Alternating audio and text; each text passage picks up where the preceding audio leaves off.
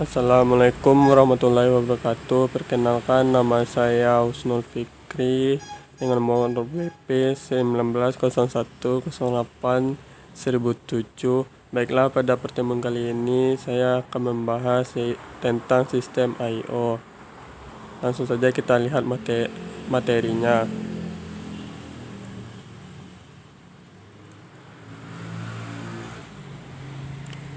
Sistem I/O. Konsep umum I/O, port, pintu komunikasi data, bus atau jalur data, share direct access. Yang ketiga itu controller. Perangkat-perangkat I/O memiliki alamat digunakan untuk yang pertama menyimpan instruksi I/O secara langsung, yang kedua memori mapped I/O. Selanjutnya jenis perangkat keras. Yang pertama perangkat penyimpanan data, yang kedua perangkat penghubung atau link, yang ketiga perangkat antarmuka. Selanjutnya tipikal PC bus struktur. Cara kerja pada sistem komputer yang lebih maju, arsitektur komputernya akan lebih kompleks sehingga untuk meningkatkan performa digunakan beberapa buah bus. Setiap bus merupakan jalur antara beberapa device yang berbeda. Dengan cara ini, RAM, prosesor, GPU atau VGA AGP dihubungkan oleh bus utama berkecepatan tinggi yang lebih dikenal dengan FSB atau front side bus. Selanjutnya, ini adalah tabel dari device I/O port address location PCS sebagian. Pada tabel I/O address range itu terdapat angka heksadesimal dan di sebelahnya ada device. Selanjutnya polling I/O. Yang pertama, client program determine state of device, command ready, busy, error. Yang kedua, client program terus membaca busy bit secara berulang sampai bit tersebut clear. Client program set write bit command register dan menulis 1 byte di data out register. Client program set bit command ready. Ketika controller mengetahui kalau bit command ready di set, dia men-set busy bit. Controller membaca command register dan melihat perintah. Selanjutnya write. Dia membaca data out register untuk mendapatkan byte-nya dan melakukan operasi I/O. Selanjutnya controller menghapus bit command ready, membersihkan bit error di status register yang menandakan operasi I/O berhasil. Busy bit yang menandakan kalau operasi sudah selesai. Selanjutnya itu mekanisme interrupt. Jalur interrupt dihasilkan oleh perangkat I/O. Interrupt handler menerima interrupt tersebut. Selanjutnya mekanisme interrupt juga digunakan untuk penanganan exception interrupt, dan inilah tabel dari interrupt. Yang pertama CPU, yang kedua masuk ke init test I/O, yang ketiga input ready, output complete or error generates interrupt sinyal. Lalu yang keempatnya selanjutnya itu CPU receiving interrupt, transfer, control to interrupt handler. Yang kelimanya yaitu interrupt handler, process data, return from interrupt. Yang keenam CPU resume processing of interrupt tasks. Dan yang ketujuhnya itu kembali lagi dari CPU resume processing of interrupt task kembali ke pertama yaitu device driver initialize I/O. Selanjutnya inilah tabel dari Intel Pentium Processor Event Vector Table. DMA. 1. Generasi komputer yang sangat tua. Controller membaca dari perangkat. Controller menginterrupt OS. Sistem operasi meminta CPU membaca data secara langsung. Yang kedua, generasi komputer yang tua. Controller membaca dari perangkat. Controller menginterrupt OS, sistem operasi dan CPU kemudian menyalin data ke memori. Yang ketiga, generasi DMA. Controller membaca dari perangkat. Controller menyalin data ke memori. Lalu controller menginterrupt OS bahwa operasi selesai. DMA atau Direct Memory Access digunakan untuk menghindari I/O terprogram untuk pergerakan data besar dengan CPU. Banyak sistem perangkat keras menggunakan DMA termasuk pengontrol disk drive. kartu grafis, kartu jaringan, dan kartu suara.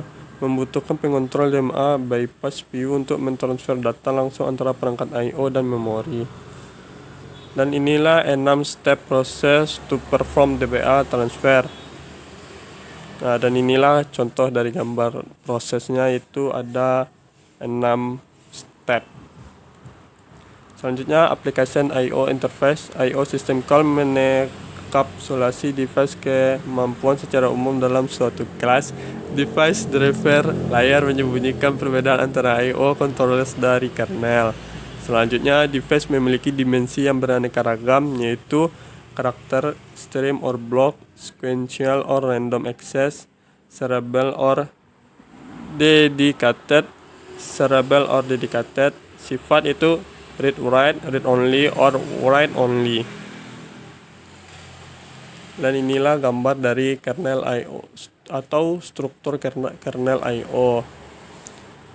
Pada bagian kolom yang berwarna biru itu adalah bagian dari software, sedangkan yang di bawah itu adalah bagian dari hardware. Bisa kita lihat, yang pertama itu terdiri kernel, selanjutnya kernel I/O subsystem, dan beberapa bagian ke bawahnya. Dan inilah struktur dari kernel Unix I/O. Bisa kita lihat pada gambar berikut ini strukturnya. Perangkat I/O. Yang pertama itu perangkat blok, yaitu meliputi berbagai disk drive, perintah baca, tulis, pencarian data, dimungkinkan untuk mengakses berkas secara memori mapped. Yang kedua, perangkat karakter, contoh keyboard, mouse, perintah menulis, mengambil. Dapat dibuat library pengakses data per baris. Perangkat jaringan, soket, penghubung komputer dengan jaringan. Komunikasi antar komputer dilakukan melalui soket. Dan inilah karakteristik of I/O device, yaitu ada kolom aspek, ada kolom variation, ada kolom example-nya. Selanjutnya, clock dan timer. Fungsi clock dan timer pada hardware: mengetahui waktu saat ini, lama sebuah proses telah berjalan, dan idle, trigger proses pada suatu waktu. Selanjutnya, programmable interval timer, yaitu hardware pengukur waktu dan trigger yang sudah terprogram di dalam CPU. Yang ketiga, clock bukan jam, melainkan satuan waktu CPU. Selanjutnya, blocking and non-blocking I/O. Blocking itu proses ditangguhkan sampai I/O selesai, mudah digunakan dan dimengerti, tidak cukup untuk beberapa kebutuhan. Sedangkan non-blocking, panggilan I/O, mengembalikan sebanyak yang tersedia antar muka pengguna. Salinan data atau buffer I/O diimplementasikan melalui multi-threading, mengembalikan dengan cepat dan jumlah byte yang dibaca atau ditulis sinkron. Proses menunggu eksekusi I/O. I/O memproses sinyal subsistem ketika I/O selesai. Blocking and non-blocking I/O. Blocking, proses ditangguhkan sampai I/O selesai, mudah digunakan dan dimengerti, tidak cukup untuk beberapa kebutuhan. Sedangkan non-blocking, panggilan I/O, mengembalikan sebanyak yang tersedia antar muka pengguna. Salinan data buffer I/O diimplementasikan melalui multi-threading, mengembalikan dengan cepat dengan jumlah byte yang dibaca atau ditulis sinkron. Proses menunggu eksekusi I/O. I/O memproses sinyal subsistem ketika I/O selesai. Asinkronus, proses berjalan saat I/O dijalankan. I/O memproses sinyal subsistem ketika I/O selesai. Dan inilah gambar to I/O methods. Dapat kita lihat pada gambar ini. Yang gambar A itu synchronous blocking I/O, yang B asynchronous atau non blocking I/O. Device status table, dan inilah gambar dari statusnya. Seperti device keyboard, status idle, device printer laser, status busi, device mouse, status idle, dan berikutnya. Kernel I/O subsystem. Caching, memori cepat yang menyimpan salinan data selalu hanya salinan meningkatkan kinerja.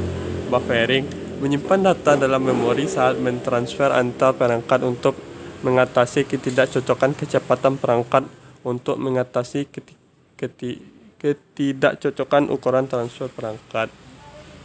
Spooling tahan output untuk perangkat untuk sinkronisasi jika perangkat hanya dapat melayani satu permintaan pada satu waktu tunggu dalam antrian, yaitu pencetakan reservasi perangkat menyediakan akses eksklusif ke perangkat panggilan sistem untuk alokasi dan dealokasi penguncian perangkat. Hati-hati dengan kebuntuan. Selanjutnya itu cache versus buffer. Cache yaitu area memori yang cepat yang berisikan kopian-kopian data yang sering diakses. Beda buffer dan cache. Buffer menyimpan temporary data sebelum diberikan pada tahap berikutnya pada suatu request. Cache hanya menyimpan sebuah salinan dari data yang sering diakses sehingga cepat. Peningkatan performa I/O terutama untuk berkas yang digunakan secara bersama oleh beberapa aplikasi. Berkas yang sedang dibaca atau tulis secara berulang-ulang. Selanjutnya spooling. Spool yaitu buffer yang menyimpan QUE output device tidak dapat menerima interleaved data stream. Selanjutnya satu device memenuhi satu permintaan, tapi aplikasi-aplikasi bisa minta bersamaan. Sistem operasi mengintercept semua output ke device. Masing-masing output aplikasi dispooled ke file yang berbeda. Setiap sistem operasi menyediakan kontrol interface yang membuat user dan administrator sistem menampilkan antrian, contoh printer. Dan inilah gambar dari spool, program, spooler, ada printer driver. Selanjutnya error handling. OS dapat pulih dari pembacaan disk perangkat tidak tersedia, kegagalan tulis sementara. Sebagian besar mengembalikan nomor atau kode kesalahan ketika permintaan I/O gagal, file tidak ditemukan, kesalahan I/O. Log kesalahan sistem menyimpan laporan masalah miss acara login Windows. Dan inilah gambar dari event log. Ada event viewer lokal.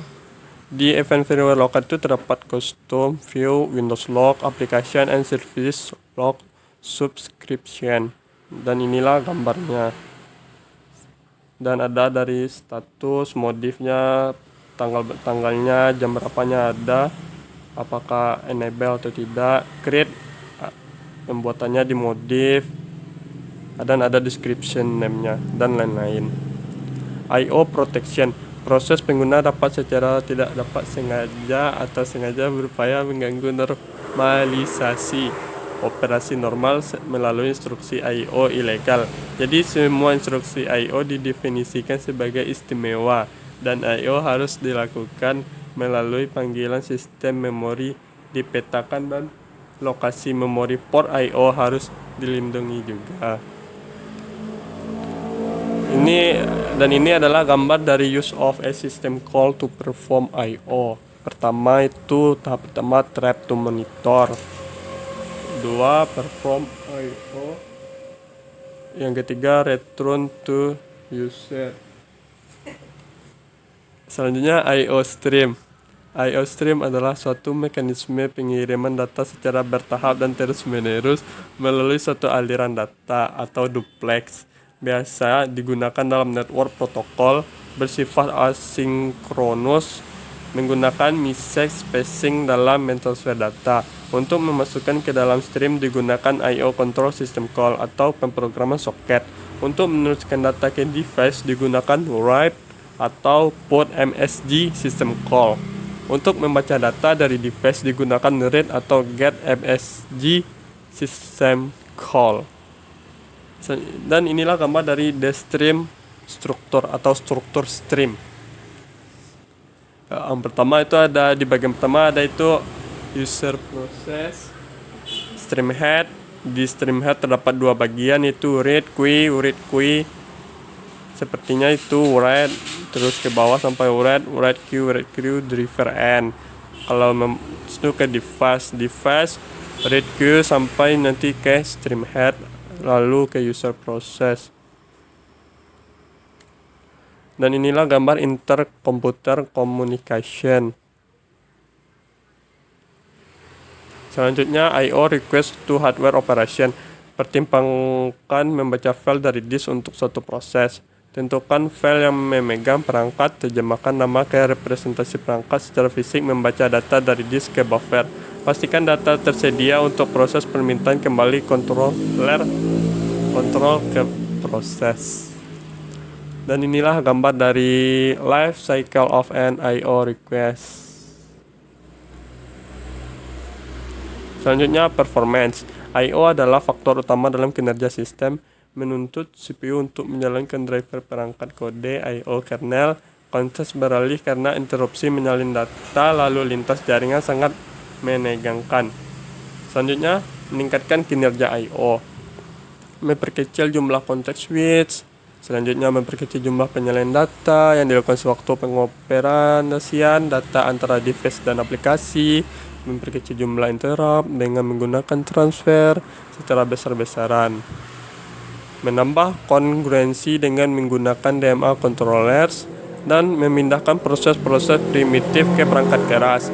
Menyeimbangkan kemampuan CPU, memori, subsistem, bus, dan I/O performance. Karena kelebihan di salah satu area akan membuat keterlambatan pada yang lain.